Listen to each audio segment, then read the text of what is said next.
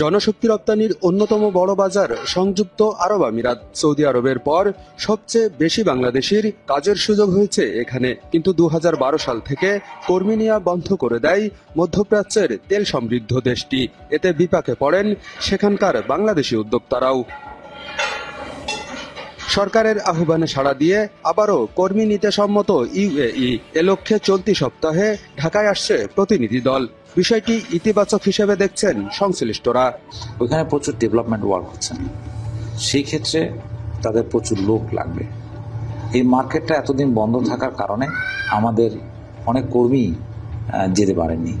আমরা শুনতে পাচ্ছি যে রিসেন্ট টাইমে তারা আবার চিন্তা ভাবনা করছেন বাংলাদেশ থেকে তারা মার্কেটে লোক নেবে। ওদের যে উদ্বেগের যে বিষয় যেগুলো ছিল, যেখান থেকে লোকজন অনেক বেশি খরচ করে তারা যায়, বিভিন্ন সময় তারা সেখানে গিয়ে অপকর্মের সঙ্গে যুক্ত হয়, সো এই ধরনের কিছু উদ্বেগ ছিল। তো এর মধ্যে ন্যায্য যে সমস্ত উদ্বেগ, সেই উদ্বেগগুলো আমার মনে হয় নিরসন করা দরকার।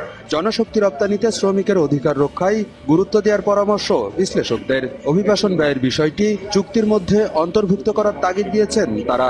যেই দেশের সাথে আমরা কাজ করব সেই দেশের সাথে একটা দ্বিপাক্ষিক চুক্তি আমাদের থাকতে হবে এবং সেখানে এই জিনিসগুলো মেনশন করা থাকতে হবে যে কোনো অবস্থায় কর্মী এর চেয়ে বেশি পয়সা খরচ করে কোনো এমপ্লয়ার তাকে নিতে পারবে না। তাহলে কি এমপ্লয়ার সচেতন থাকবে। অভিবাসন যেন ফলপ্রসূ হয় এবং তারা যেন ন্যায্য বেতনগুলো পান, এবং সেখানে যদি তারা কোনো রকমের হয়রানির শিকার হন বা নির্যাতনের শিকার হন, তার বিচার যেন তারা ঠিকমতো পান, এই ব্যবস্থাগুলো কিন্তু নিশ্চিত করতে হবে এবং সেটা দ্বিপাক্ষিক চুক্তির মাধ্যমেই হওয়া সেটা প্রয়োজন।